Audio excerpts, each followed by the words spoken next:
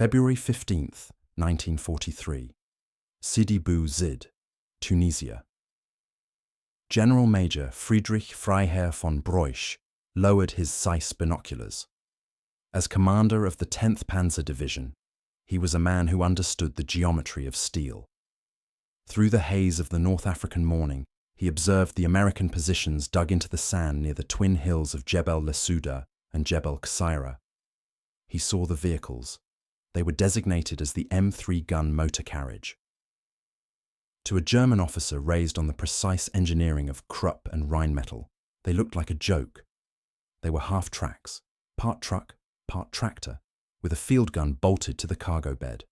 The gun shield was flat, angular, and impossibly thin.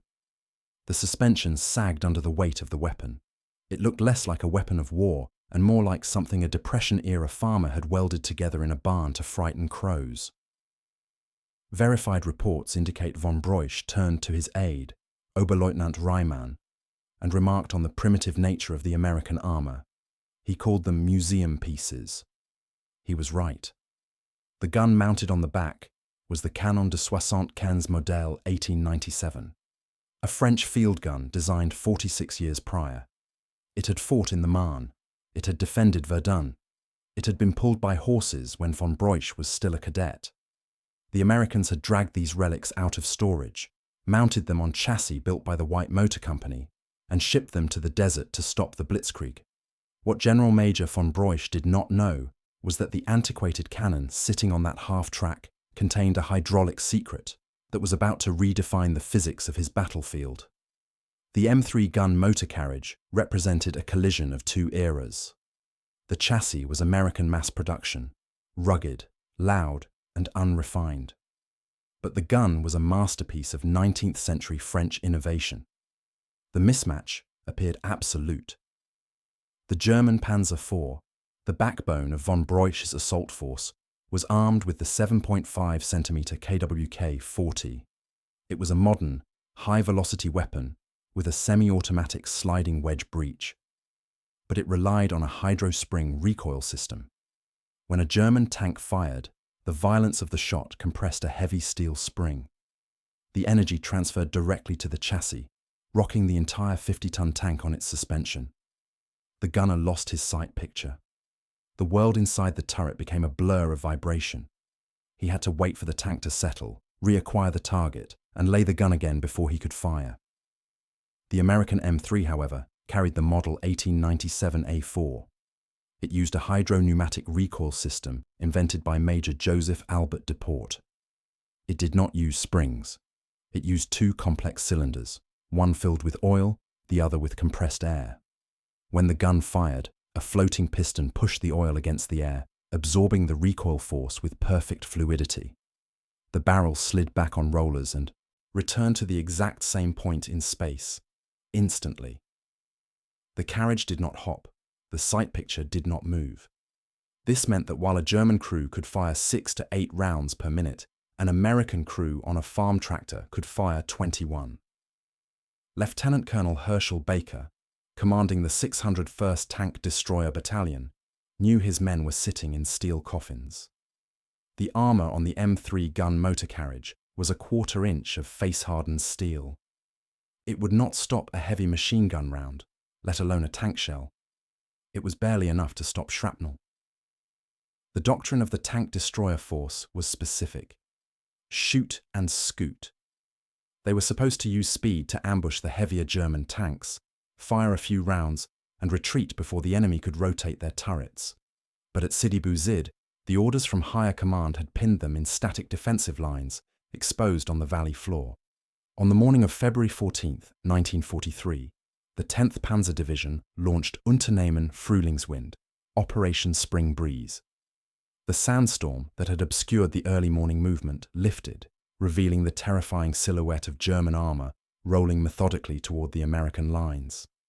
Inside the open fighting compartment of an M3 from Company B, the air smelled of cordite and engine grease. The loader stood exposed in the open bed of the half-track. There was no turret to protect him. There was no roof. As the Panzer Mark IVs closed the distance, the American crews did not have the luxury of precision aiming. They had volume, The gunner gripped the pistol grip of the French 75. He pulled the trigger. The gun roared, sliding back on its greased rails. Instantly, the hydro-pneumatic system pushed it forward. Clang. The loader slammed the Nordenfelt eccentric screw breech, a mechanism that opened and closed with a simple 120-degree rotation of the wrist.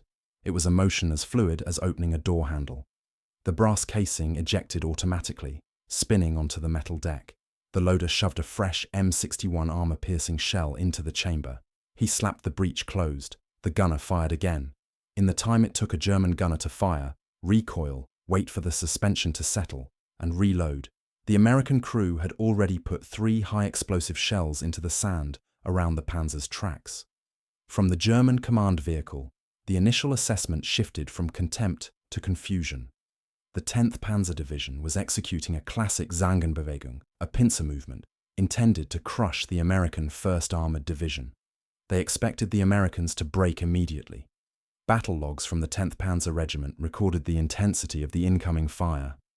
It was not the slow, rhythmic thud of artillery they were used to on the Eastern Front. It was a rapid, drum-fire cadence.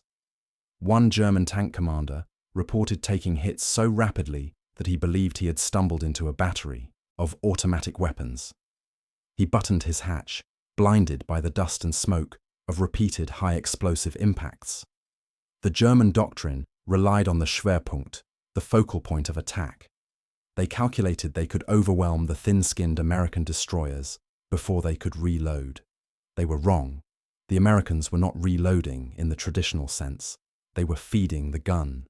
The statistics of the engagement revealed a terrifying disparity in volume. A standard German battery of 4 guns could deliver roughly 24 rounds per minute downrange. A single American M3 gun motor carriage with a well-drilled crew could nearly match that volume alone. 21 rounds per minute, 1 round every 2.8 seconds. The French 75 was not killing the German tanks with penetration. It was smothering them with concussion. But physics eventually caught up with the 601st Tank Destroyer Battalion. Lieutenant Colonel Baker watched through the smoke as his battalion was systematically dismantled. The rate of fire was superior, but the armor was non-existent.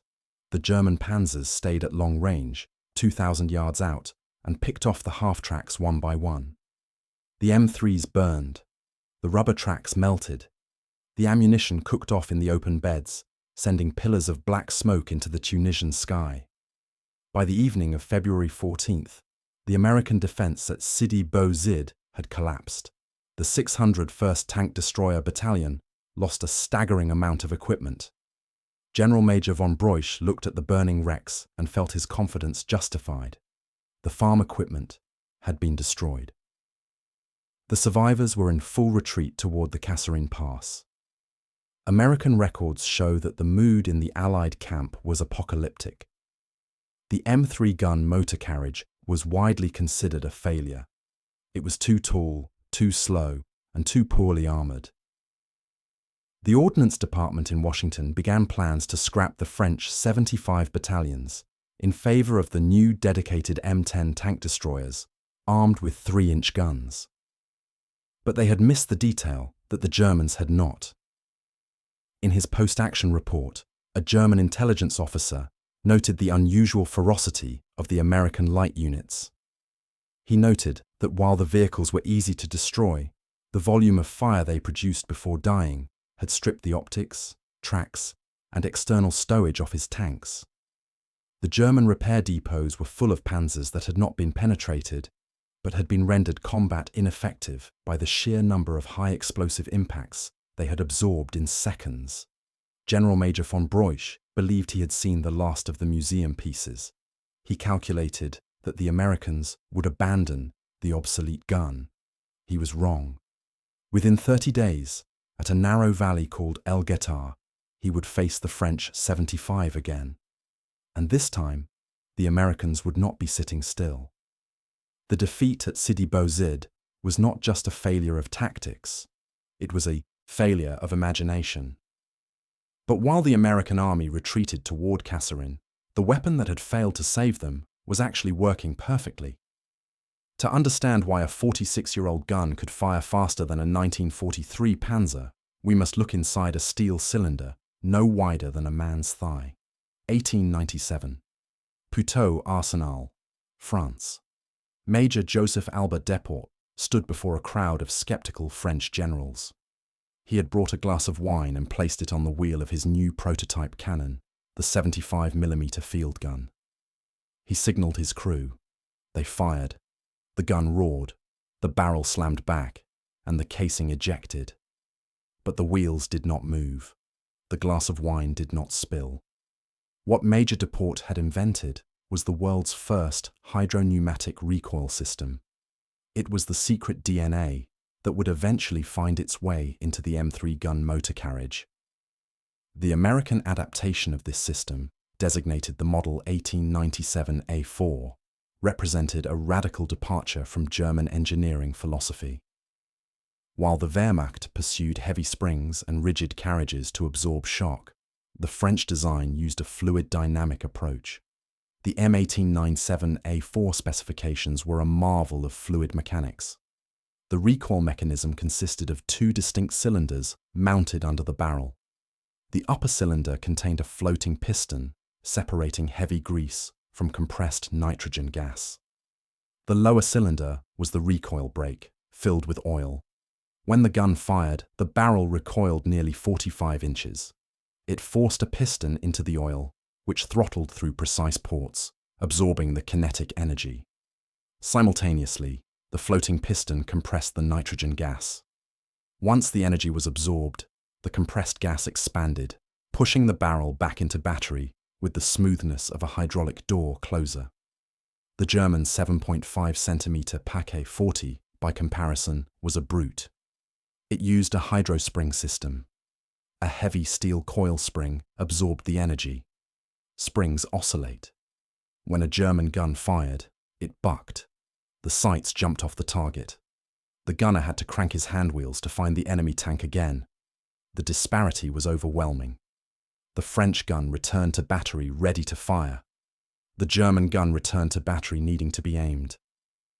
In 1942, Brigadier General Andrew Bruce, the father of the American Tank Destroyer Center, realized this trait was the key to survival. At Camp Hood, Texas, he oversaw the marriage of this delicate French mechanism to the brute force of the M3 half-track. General Bruce knew that the M3 gun motor carriage had a high center of gravity. If they had mounted a standard American 3-inch gun or a German 75, the recoil force would have flipped the vehicle or shattered the suspension. But the French 75, with its soft recoil, barely rocked the chassis. Technical Manual 9-305, issued to American crews, described the maintenance of this system as critical. The tolerances inside the cylinders were measured in thousandths of an inch. A single grain of desert sand in the oil could seize the piston. Private First Class Michael O'Leary, a mechanic with the 601st Tank Destroyer Battalion, learned this the hard way in the Tunisian dust. His diary from March 1943 describes the endless ritual of filtering the recoil oil through cheesecloth. He noted that while the German mechanics were welding cracked suspension arms on their panzers, the American crews were acting like watchmakers, polishing the silver slide rails of the recoil sled. The sensory experience of firing the weapon was unique. When the gun fired, there was no violent metallic crash of a spring bottoming out. There was a pneumatic hiss, a sound like a giant air compressor exhaling, followed by the sharp clack of the breech opening. This breech, the Nordenfelt eccentric screw, was the second half of the secret. German guns used a sliding wedge breech, a heavy block of steel that dropped down to open. It was strong, but it required space and mechanical leverage. The Nordenfelt breech was elegant. It was a circular plug with threads cut away in sectors. To open it, the loader didn't have to crank a lever. He simply flicked his wrist. 120 degrees of rotation. The threads disengaged, the breech swung open, and the extractor kicked the hot brass out the back. A skilled loader could do this while the gun was still recoiling. German Ordnance Intelligence sheets from late 1942, analysing captured French equipment, designated as 7.5cm FK 231 FF noted the fluidity of the action. One report stated, the eccentric screw breach allows for a rate of fire limited only by the loader's physical endurance. What the German analysts calculated was a theoretical maximum of 15 rounds per minute. They assumed the crew would fatigue. They failed to account for the adrenaline of a tank destroyer crew staring down a Tiger tank. In the chaos of North Africa, this mechanical advantage translated into survival. During the retreat from Kasserine Pass in late February 1943, isolated M3 GMCs were often the only thing slowing the German advance. Corporal James Red Taggart, a gunner with the 894th Tank Destroyer Battalion, described an engagement near the pass. His half-track was hidden in a wadi, hull down. 3 German Mark IV tanks appeared at 800 yards. Taggart didn't aim for the heavy frontal armour. He aimed for the tracks. Because his gun didn't jump, he didn't have to adjust his elevation handwheel between shots. He simply kept his foot on the firing pedal.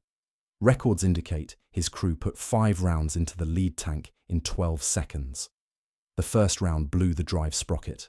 The second and third shattered the track links.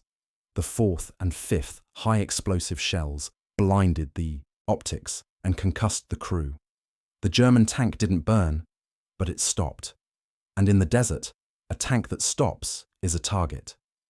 The German psychological reaction began to shift from mockery to technical concern. Early in the campaign, Field Marshal Rommel had dismissed the American tank destroyers as improvised self-propelled guns. By March 1943, after analysing the wrecks at Kasserine, German technical officers began to notice a pattern. The American guns were not jamming. They were not breaking their mounts. Despite the harsh conditions, the hydro-pneumatic systems were holding pressure. A captured letter from a lieutenant in the 21st Panzer Division complained about the American rapid-fire artillery. He wrote that it was impossible to advance against them in the open because, before the dust of the first shell settles, the second and third are already arriving. The statistics of production told the story of a gamble that paid off. The United States had thousands of these M1897 barrels in storage, coated in cosmoline since 1919. To produce a new 3-inch anti-tank gun took approximately 400 man-hours and fresh high-quality steel. To pull a French 75 out of a crate and bolt it to an M3 half-track took less than 50 man-hours. General Bruce had weaponized obsolescence. But as the Allied forces regrouped after the Kasserine disaster, the secret of the cylinder was about to face its ultimate test. The Germans were bringing up their heavy armour, the Tiger I. The Tiger had 4 inches of frontal armour. The French 75's armour-piercing shell could only penetrate about 2.5 inches at combat range. The math said the Americans were doomed. The rate of fire said they had a chance. Brigadier General Bruce issued a new directive to his tank destroyer commanders. If they could not penetrate the German armour, they were to overwhelm the German crew. They were to use the 21 round per minute cadence to turn the inside of a German tank into a ringing bell of concussion. The secret in the cylinder had solved the problem of recoil. Now, at the looming Battle of El Guetar, the men of the 601st would have to solve the problem of impenetrability. The secret of the hydro-pneumatic recoil system was useless if the crew was dead. By March 20th, 1943, the men of the 601st Tank Destroyer Battalion had learned a hard lesson in the bloody school of Tunisia. The shoot and scoot doctrine was a myth. In the open desert, there was nowhere to scoot. The half-tracks were slower than the panzers across broken ground, and their silhouette was as distinct as a barn door. Survivors like Sergeant Joseph DeMarco, a gun commander in Company B, realized they had only one advantage left. It wasn't armor, it wasn't speed. It was the ability to put more high explosives into the air than the laws of physics seemed to allow. At a staging area near Gafsa, Tunisia, DeMarco stood in the back of his M3 gun motor carriage. He was looking at his loader, Corporal Anthony Rossi. "I want a shell in the air before the brass hits the floor," DeMarco said. What they were practicing was an unauthorized modification to the field artillery manual. They called it the Mad Minute. The American doctrine for the M3 gun motor carriage was built on a contradiction. Field Manual 18-5 commanded tank destroyers to act aggressively, charging forward to ambush enemy armor. But the vehicle itself, the White Motor Company M3, was a defensive platform. It had a top speed of 45 miles per hour on roads, but barely 15 in soft sand. Its armor was 6.4 millimeters thick, enough to stop a rifle bullet, but completely transparent to the 7.5 centimeter shell of a Panzer Mark IV. The disparity was fatal. The German tank could kill the American vehicle from 2,000 yards. The American vehicle had to close to within 800 yards to penetrate the German frontal armor. To close that 1,200-yard gap of death, the Americans had to blind the enemy. The Mad Minute drill was a choreograph of violence. The M1897A4 gun required a crew of 5, but the speed came down to 2 men, the gunner and the loader. In the drill, the gunner kept his eye pressed to the M2 telescope. His right foot hovered over the firing pedal. The loader, standing to the left of the breech, held a 14-pound M61 shell cradled in his arms. Fire. The barrel slams back. The breech flicks open. The case flies out. Before the barrel has even fully returned to battery, the loader is already shoving the nose of the next shell into the chamber. He slaps the breech block. The threads engage. Fire.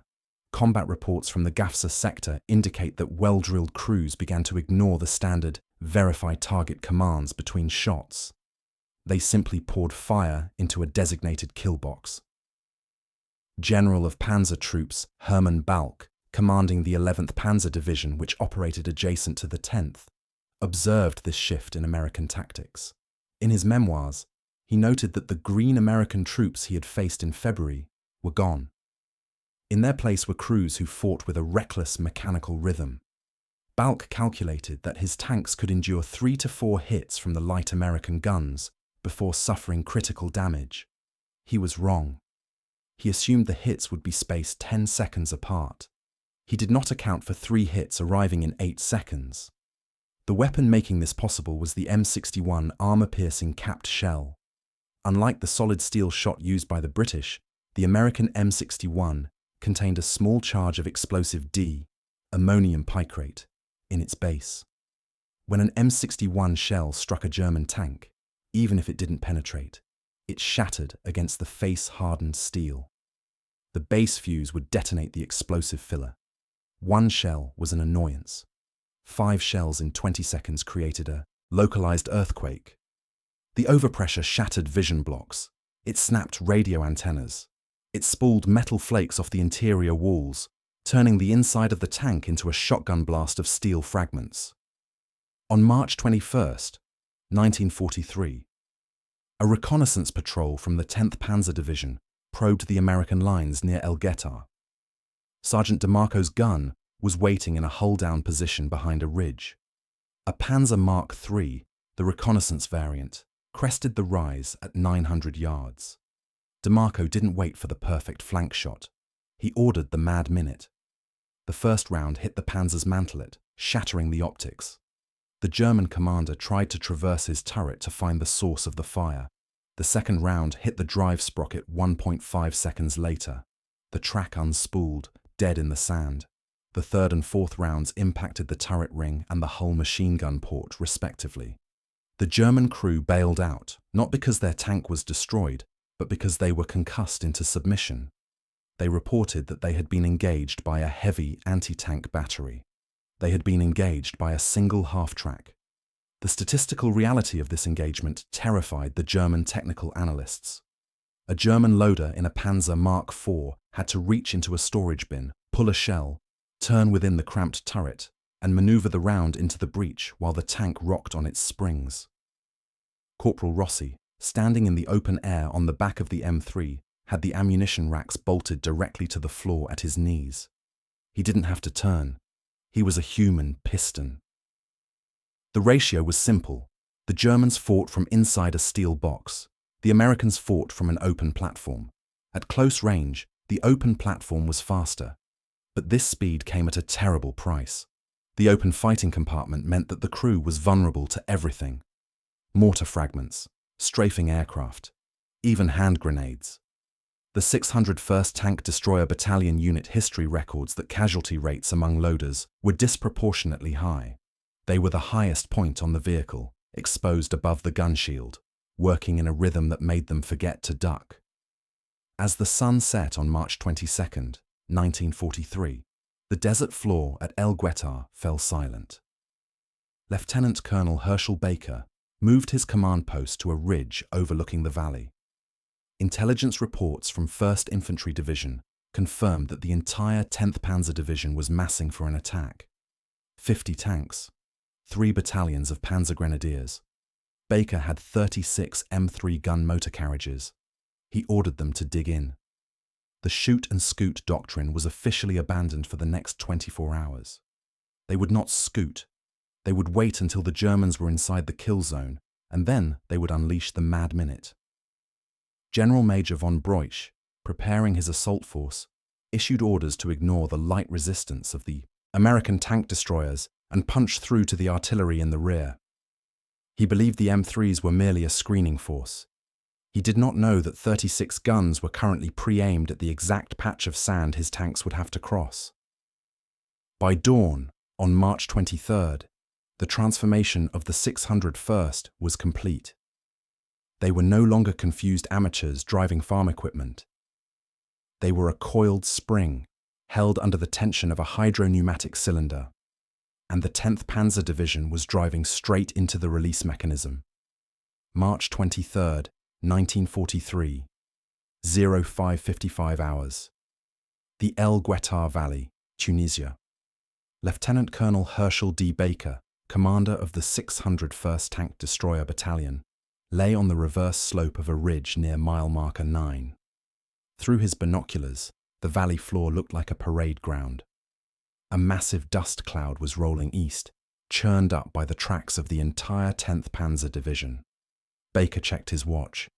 He had 36 M3 gun motor carriages hidden in the wadis and ravines along the valley walls. They were dug in deep. The crews had spent the night shoveling sand, lowering the profiles of their tall half-tracks until only the gun shields were visible. General Major Friedrich Freiherr von Breuch, commanding the German assault, believed he was attacking an infantry division supported by light artillery. He expected a skirmish. What he was driving into was the largest tank destroyer ambush of the North African campaign. The M3 gun motor carriage was technically inferior to the German armour in almost every metric. The German Panzer Mark IV had 50 mm of frontal armour, later upgraded to 80. The M3 had a 1/4 inch of mild steel. The German 7.5 cm KWK-40 gun had an effective range of 2,000 meters. The French 75 on the American half-tracks had to be within 1,000 meters to guarantee a kill. But the Americans possessed one statistical anomaly that the German war planners had not modelled: density of fire. At 0600 hours, the lead German tanks crossed the 1,000-yard line. Lieutenant Colonel Baker gave the order: "Open fire."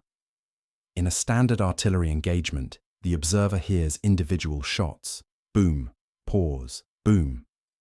Survivors of the 10th Panzer Division later described the sound that erupted from the American ridges not as gunshots, but as a continuous rolling mechanical roar. Within the first 60 seconds, 30 M3 gun motor carriages fired approximately 450 rounds of high explosive and armor-piercing ammunition. Oberst Rudolf Lang, commanding the 7th Panzer Regiment, was in the lead tank. His unit diary records the sudden confusion. "We were hit by a wall of fire," he wrote. It was impossible to identify the source. There were no muzzle flashes. There were no pauses to reload. The French 75mm gun used a relatively small propellant charge compared to the high-velocity German anti-tank guns. A German PaK-40 fired a shell at 2,600 feet per second, creating a massive supersonic crack and kicking up a huge cloud of desert dust that revealed the gun's position immediately. The American M1897A4 fired at 1,900 feet per second. The lower velocity, meant less dust. The smokeless powder meant less visual signature. And the hydro-pneumatic recoil system meant the gun did not move.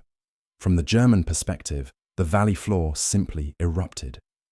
Oberst Lang watched as his lead platoon was dismantled. The first American volley stripped the tracks off the lead tanks. The second volley, arriving 3 seconds later, hammered the turrets. The third volley, arriving 3 seconds after that, ignited the external fuel stores. Combat reports from Company B of the 601st, commanded by Captain Charles L. O. Balk, detail the frantic activity inside the half-tracks. The loaders were moving with the rhythm they had practiced in the Mad Minute drills. Open, eject, load, close, fire. The brass casings piled up on the steel floors of the M3s so fast that crew members had to kick them out the rear doors to keep footing. One gun commander, Sergeant John A. Smith, reported firing 18 rounds in 1 minute at a single Panzer Mark IV. The tank did not explode. It simply stopped functioning. The barrage of high explosives had shattered its vision blocks, snapped its gun barrel, and concussed the crew into unconsciousness. The disparity in rate of fire created a new tactical reality. A German tank crew, stunned by a non-penetrating hit, would typically take 10 to 15 seconds to recover, communicate, and reorient the turret. Against a standard enemy, this was enough time. Against the French 75, this was an eternity. In those 15 seconds, 5 more shells would strike the vehicle. The American gunners were not looking for the perfect shot. They were hammering the enemy into submission. By 0700 hours, the German advance had stalled completely. 8 panzers were burning. Another 20 were immobilized, their tracks lying like dead snakes in the sand. The German infantry, the Panzer Grenadiers, who were supposed to support the tanks, were pinned down by a rain of air-bursting fragmentation shells. General Major von Broich, watching from his command post, was forced to confront a reality that violated his military training. He was losing a tank battle to a unit that did not have any tanks. He was being stopped by half-tracks that he had dismissed as museum pieces only weeks earlier. In his report to Army Group Africa, he stated, "The enemy defense is characterized by an unbelievable volume of fire from concealed positions. It is suicidal to advance." The numbers told the story of the morning. In 2 hours of combat, the 601st Tank Destroyer Battalion fired 1,242 rounds of 75mm ammunition. That is roughly 10 rounds per minute per gun, sustained for combat duration. No other anti-tank weapon in 1943 could sustain that volume without overheating or breaking its mount. The oil-filled cylinders of Major Duport's 1897 design were hot, but they held the pressure. However, the Valley of Death was a trap that worked both ways. The M3 gun motor carriage was an ambush predator. Once it fired, it was supposed to move. But Lieutenant Colonel Baker's orders were to hold the line. The Germans, having realized they could not win the gunnery duel on the ground, looked to the sky. At 0900 hours, the drone of engines cut through the noise of the shelling. Junkers 87. Stuka dive bombers appeared over the ridgeline. The M3 had no roof. The crews were exposed in an open steel box. As the Stukas tipped into their dives, the sirens screaming, the men of the 601st looked up from their breeches. The French 75 could fire 21 rounds per minute at a tank. It could fire 0 rounds per minute at an airplane. March 23, 1943. 0900 hours. El Guetar Valley. The Stuka attack had shattered the American defensive line. The carefully concealed positions of the 601st Tank Destroyer Battalion were now craters in the sand. Lieutenant Colonel Herschel Baker realized that his battalion could no longer hide. To survive, they had to move. The order went out over the radio. Displace to alternate positions. What followed was one of the most chaotic engagements of the North African War. The M3 gun motor carriages, designed as long-range ambush predators, were forced into a knife fight. They roared out of the wadis, kicking up plumes of dust, driving straight into the advancing German infantry and armour. The tactical situation had inverted. At long range, the German 75mm KWK-40 was superior. But at 300 yards, the physics of tank warfare changed. The German Panzer Mark IV used a turret traverse mechanism that was mechanically geared. To rotate the heavy turret 360 degrees took a skilled crew roughly 20 to 30 seconds using the electric traverse, or much longer by hand. The American M3 had no turret. The gun was mounted on a pedestal with a limited traverse of roughly 20 degrees to either side. On paper, this was a fatal flaw. In the reality of the melee, it was an advantage. The American driver simply pointed the nose of the half-track at the enemy, and the gunner, standing in the open air, could make fine adjustments instantly. There were no gears to grind. There was no heavy steel turret to accelerate and decelerate. Captain Charles L. O. Balk, commanding Company B, described the scene in his after-action report. He noted that the battle dissolved into individual duels. One such duel occurred near a ridge designated Hill 336. An M3 gun, motor carriage, backing out of a burning position, found itself face-to-face with a Panzer Mark IV at less than 400 yards. The German commander inside the Panzer saw the half-track. He shouted for his gunner to traverse right. Inside the steel hull, the gunner cranked his handwheels. The heavy turret began to rotate, the long barrel sweeping slowly across the desert horizon. The American crew did not have to wait for a turret. The driver slammed the brakes. The suspension dipped and recovered. The gunner, aiming over open iron sights, fired. The first American shell struck the Panzer's gun mantlet. It did not penetrate, but the explosion shattered the binocular sight used by the German gunner. Inside the Panzer, the world went black. Before the German crew could report the damage, the second American shell arrived, and then the third. Combat interviews with surviving crews of the 10th Panzer Division reveal a specific psychological terror associated with this rate of fire. A German tank crew was trained to handle the impact of a single shell. They braced for the shock, checked for leaks, and returned fire. But the M1897A4 was arriving every 3 seconds. The continuous concussive impacts on the hull created a phenomenon known as bell ringing. The armor plates vibrated with such intensity that rivets popped loose and internal paint flaked off in blinding clouds. The crew inside was not killed by shrapnel. They were disoriented by the sheer acoustic violence. The secret to this speed was the weight of the ammunition. The German 75mm shell was a long, heavy cartridge. Maneuvering it inside the cramped turret of a Panzer Mark IV was a clumsy physical act.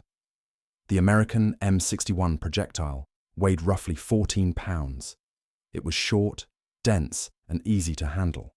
A verified account from a loader in the 601st, Private First Class Red O'Neill, stated that in the heat of the engagement, he didn't even use the safety glove. He grabbed the hot casings as they ejected and threw them over the side, feeding the gun with a rhythm that bordered on panic. "I could see the rivets on their hull," O'Neill was reported to have said. "I knew if I stopped loading, we were dead." The statistics of this close-range brawl were brutal. The 601st Tank Destroyer Battalion lost 21 of its 36 M3 gun motor carriages that day. 70% of their operational strength was burning in the valley. But the exchange ratio was mathematically impossible. By 00:10 hours, 30 German tanks were burning or disabled. The 10th Panzer Division, the Iron Fist of the Afrika Korps, had been effectively defanged by a unit driving trucks. Oberst Rudolf Lang, leading the German assault, was forced to halt. His regiment had not been stopped by a superior tank. It had been stopped by a swarm of angry bees.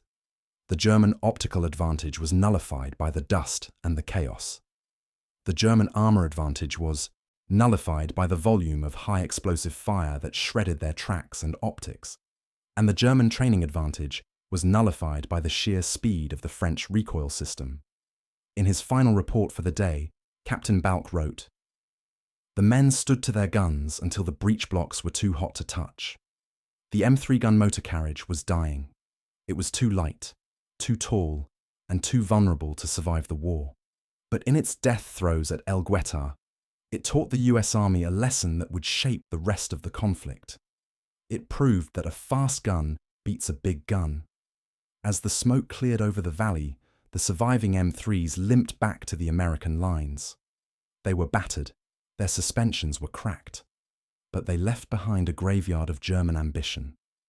General Major von Breusch realized that the road to the sea was closed. What he didn't know was that the gun that had stopped him, the strange rapid-fire French antique, was about to undergo a metamorphosis. It was about to lose its wheels, lose its half-track, and find a new home inside the most famous tank in history. July 10th, 1943. Gela, Sicily. The M3 gun motor carriage was dying. The victories at El Gueta had proven the lethality of the 75mm shell, but the vehicle itself was an evolutionary dead end. It was too tall, too thin, and too open. As the Allied armies jumped from North Africa to the soft underbelly of Europe, the half-tracks were being phased out, stripped for parts, or relegated to rear echelon artillery duties. But the gun refused to die. As the first waves of the American 2nd Armored Division hit the beaches of Sicily, German defenders looked out and saw a new silhouette.